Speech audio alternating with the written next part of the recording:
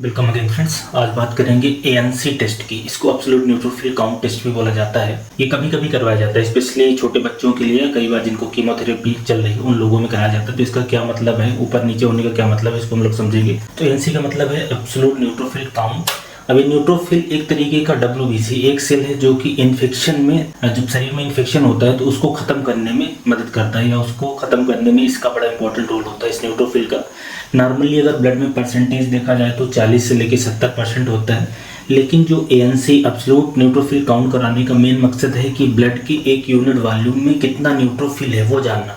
Percentage से कई बार सही न्यूट्रोफिल के बारे में अंदाजा नहीं मिलता। जैसे हमारे शरीर में न्यूट्रोफिल का नंबर ऊपर नीचे हो रहा है, तो अगर परसेंटेज देखेंगे तो कई बार एकदम क्लियर नहीं पता चलता कि न्यूट्रोफिल की क्या स्टेटस है। एएनसी मतलब बहुत ही सही नंबर पता चल पाता है न्यूट्रोफिल का कि पर क्यूबिक mm ब्लड वॉल्यूम में कितना न्यूट्रोफिल है। उससे हमें क्या फ़ायदा मिलता है, इससे इन्फेक्शन को असेस करने में मदद मिलती है कि किसी व्यक्ति के शरीर में न्यूट्रोफिल के क्या स्टेटस है। एक तो ये पता चलेगा कि इन्फेक्शन है कि नहीं, अक्यूट इन्फेक्शन है कि नहीं, और दूसरा उस व्यक्ति की इम्यूनिटी को असेस करने में मदद मिलती है।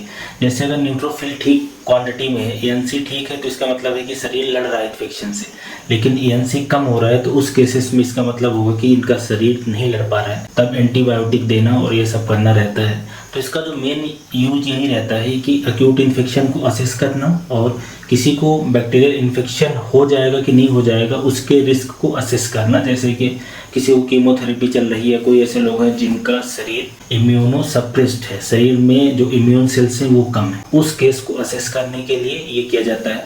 और कीमोथेरेपी के जो पेशेंट रहते हैं उनमें एएनसी कराने का मकसद ये रहता है कि अगर एएनसी कम है, न्यूट्रोफिल का नंबर कम है, तो उनमें फिर कुछ तरह की दवाइयाँ हैं जैसे ग्रोथ फैक्टर इंजेक्शन वगैरह देके इस न्यूट्रोफिल को बढ़ाया जाए, नहीं तो शरीर में इन्फेक्शन होने का जो खतरा है वो बढ़ जाता है। तो नॉर्मली अगर एएनसी की बात करें कि एब्सोल्यूट न्यूट्रोफिल काउंट ब्लड में कितना होना चाहिए, तो नॉर्मल जो इसकी वैल्यू है वो 2000 से लेके 7000 पर क्यूबिक mm होती है, 2000 to 7000 पर क्यूबिक mm ब्लड। और ये जो CBC रिपोर्ट रहती है उसमें आपको मिलती है, कई बार रिपोर्ट में नहीं होगी तो अलग से भी रिकमेंड किया जाता है। वैसे नॉर्मली जो रिपोर्ट आजकल मिल रही है मशीन द्वारा उनमें एएनसी ये मिलती है, मशीन भी कैलकुलेट कर देती है और अपने से भी कैलकुलेट किया जा सकता है। इसमें ब्लड सैंपल जैसे EDTA में CBC के लिए दिया जाता है उसी तरीके से ये भी है। अलग से कराएंगे तो कोई 150 से 200 रुपये लगेंगे, वैसे नॉर्मली CBC के साथ मिल जाती है।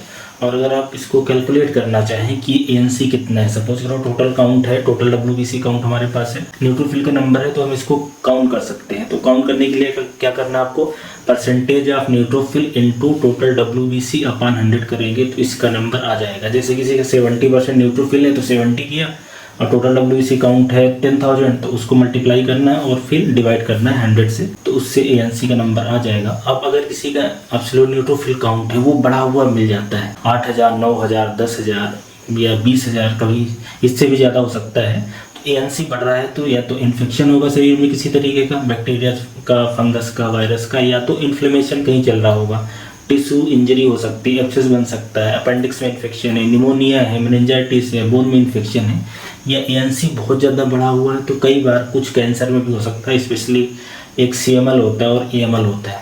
हालांकि कैंसर वाली कंडीशन बहुत ही कम होती है, लेकिन अगर बहुत ज़्यादा एएनसी बढ़ा है, 60-70 हज़ार आ रहा है, लाखों में आ रहा है, तो कैंसर भी हो सकता है। और किसी का एएनसी एब्सोल्यूट न्यूट्रोफिल काउंट नीचे आ रहा है, 2000 से नीचे है, तो एक तो ये हो सकता है कि उनको कीमोथेरेपी चल रही है, उनका जो बोन मैरो है काम नहीं कर रहा है, किसी वजह से सप्रेस है, टॉक्सिन की वजह से हो सकता है, इन्फेक्शन की वजह से हो सकता है, दवाइयों के असर कारण हो सकता है। तो एएनसी का लो होना काफ़ी खतरनाक है, मतलब इन्फेक्शन के चांसेस बढ़ जाते हैं। और एएनसी का बढ़ जाना, एब्सोल्यूट न्यूट्रोफिल काउंट जैसे कि मैंने बताया कि 2000 से लेकर 7000 तक होता है, तो अगर 7000 से ज़्यादा है तो ये बताएगा कि इन्फेक्शन शरीर में है।